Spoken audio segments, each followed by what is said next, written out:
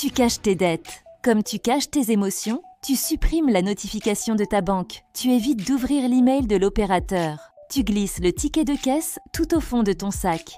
Mais en réalité, ce ne sont pas que des chiffres que tu essaies de dissimuler. Tu caches ta honte, ton anxiété, la frustration d'un mois de plus où ton salaire s'est évaporé avant le 15. La colère de ne pas pouvoir en parler sans te sentir jugée ou faible. Tu es celle qui gère, celle qui tient bon, celle qui dit « ça va » avec un sourire bien répété, alors qu'à l'intérieur, ton cœur s'accélère rien qu'à l'idée d'ouvrir ton compte en banque.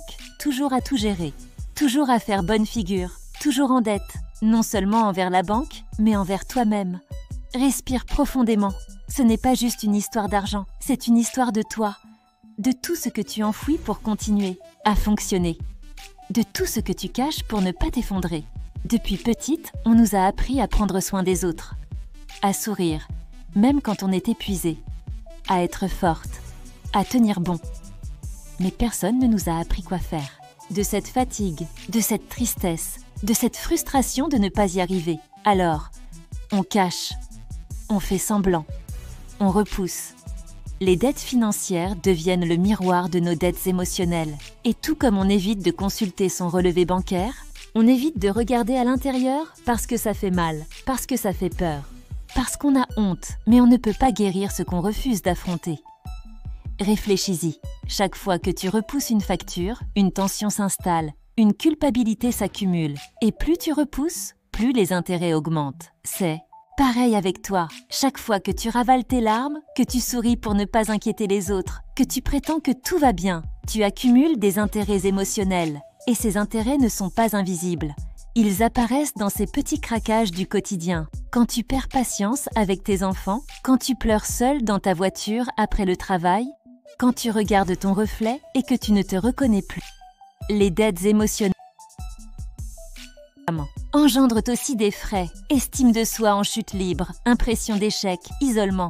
Tu t'éloignes des autres, persuadé que personne ne comprendrait ce que tu ressens. Tu passes en mode survie. Tu te lèves épuisé, tu t'endors inquiète, tu fonctionnes en pilote automatique. Et chaque geste est un effort pour garder tout en place.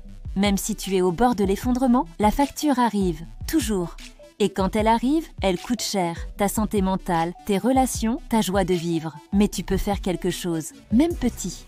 Reconnais tes factures émotionnelles. Prends une feuille et écris tout ce que tu ressens. Colère, peur, tristesse, frustration. Donne un nom à ce que tu vis, sans censure. Écrire, c'est faire entrer la lumière là où il y avait de l'ombre. Utilise des couleurs, dessine, fais des listes, fais-en un rituel personnel. Parle à quelqu'un de confiance. Parler avec une amie proche, un thérapeute ou même un groupe en ligne peut être un premier pas vers la libération. Il ne s'agit pas de dramatiser, mais d'humaniser. Tu n'es pas seul et tu n'as pas à traverser ça en silence. L'écoute et le partage créent des ponts vers la guérison. Fais un paiement minimum. Choisis une action simple, et concrète. Aller dormir plus tôt ce soir, manger quelque chose de nourrissant, dire non à une demande qui t'épuise. Un petit pas vaut mieux qu'aucun. Et si tu le répètes chaque jour, tu construis une base de respect envers toi-même. Crée un rituel de soins personnels hebdomadaire. Planifie ce moment comme quelque chose d'incontournable. Un thé chaud, avec une musique douce, une séance de yoga ou simplement lire sur le canapé. Ce temps est pour toi. C'est dans cet espace que tu te retrouves. Ton corps et ton esprit ont besoin de sentir que tu es là pour toi. Cherche un soutien psychologique, si possible. La thérapie n'est pas un signe de faiblesse, c'est un outil de liberté. Il existe des ressources gratuites ou accessibles à ligne d'écoute, consultation en ligne, centre de santé. Et si tu ne peux pas encore, commence par consommer du contenu fiable sur la santé émotionnelle. Nourris ton esprit de ce qui te fait du bien. Ces petits gestes sont comme des encentres-dodés.